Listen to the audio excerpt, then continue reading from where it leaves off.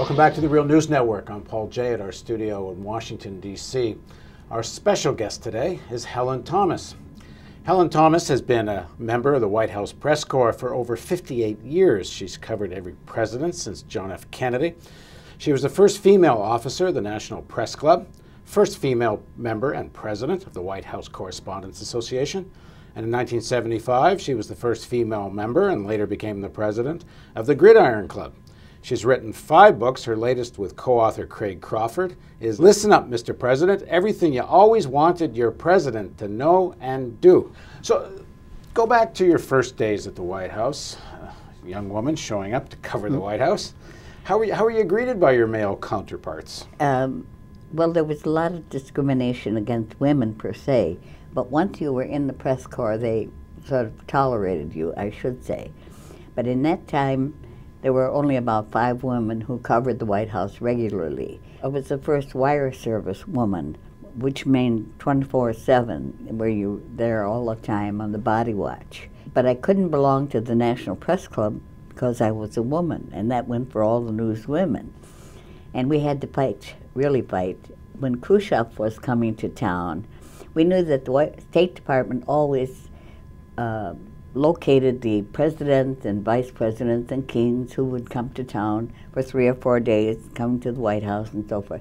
They would always arrange one press appearance for the leader, world leader, at the press club. We couldn't go. How did your colleague journalist defend this, your male colleague journalist, that you weren't allowed in the press club? It's only after eventually we got in 1972 in the press club, they said the scales began to fall from their eyes.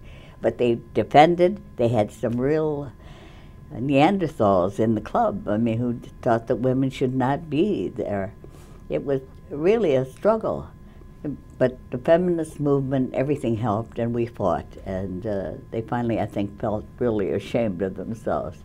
And in covering the White House itself, did they give you a hard time? Did they make it difficult for you? No, once you were on the team, per se, you know, and then they treated you very equally. But at the same time, you did feel a little bit discrimination, just slightly. So talk a little bit more about being such a leading woman journalist in Washington, some of the problems facing you. Well, I think that the whole business of that we were not really too welcome in press corps. And I think we had to struggle for our equality. Well, it was World War II that changed everything. They were drafting every young man who could breathe. If he had a pulse, he was going to war. So then more and more women were getting into the professions, journalism, medicine, law, and so forth.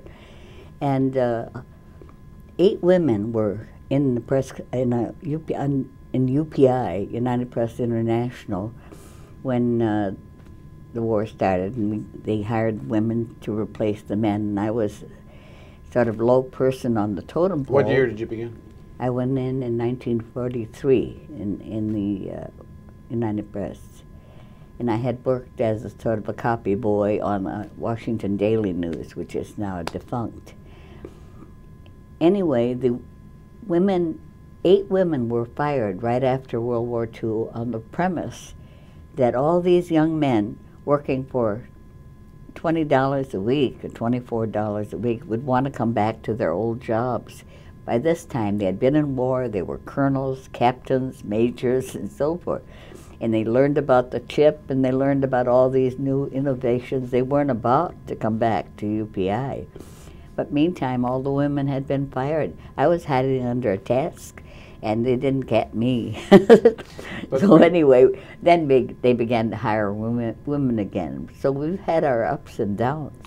Now, you're a journalist during the whole McCarthy period. And yes. Tell us about newsrooms during McCarthyism.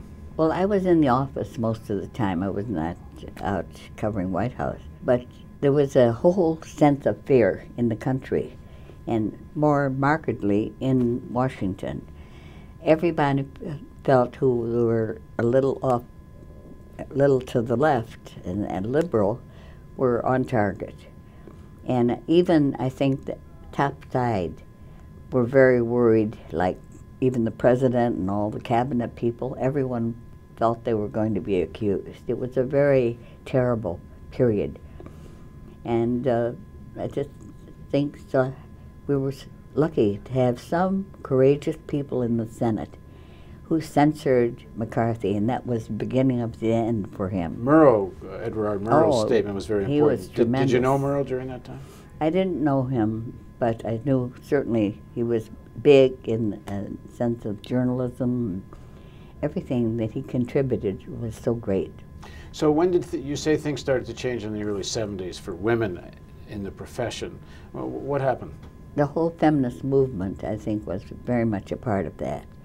But women were doing the jobs during World War II. Rosie the Riveter, for one, so gradually women, they almost dominate the journalism now. We have 2 anchor women on the nightly news, which is unheard of. So they've made great strides. Not enough, in my opinion, but we always want more. Talk about some of the critical issues, or hot-button issues, I should say, that faced women. Certainly the abortion debate was a big one. And how did that show up in terms of your work in the White House? Well, it didn't show up per se, but except unless you could get a president to go along with it. But I don't understand why it's an issue anymore. It's been legalized and so forth.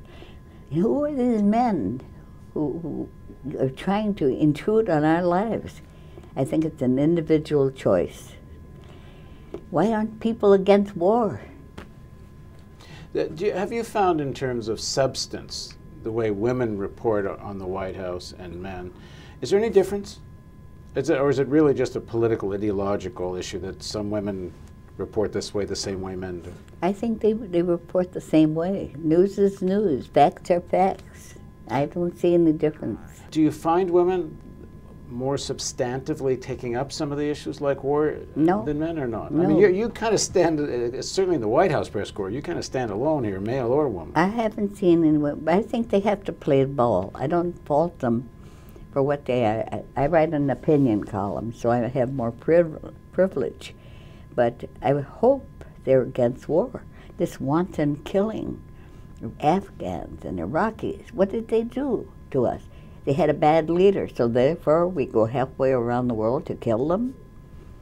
What do you make of the new generation of women journalists? I think they're great in terms of doing a wonderful job and so forth. I would like to think that they had more heart and compassion, but I don't know. Also more, not just women, but men too. A lot of the journalists that are coming up, in especially television, but in print too, they don't seem to want to ask the hard question and take the flack for asking it, which you've done. And I think that they might have a valid reason for not approaching. They might, maybe their bosses tell them, you know, you're off base or off the reservation. And how come you never worried about that? I've got nothing to lose. That doesn't make me very brave, does it?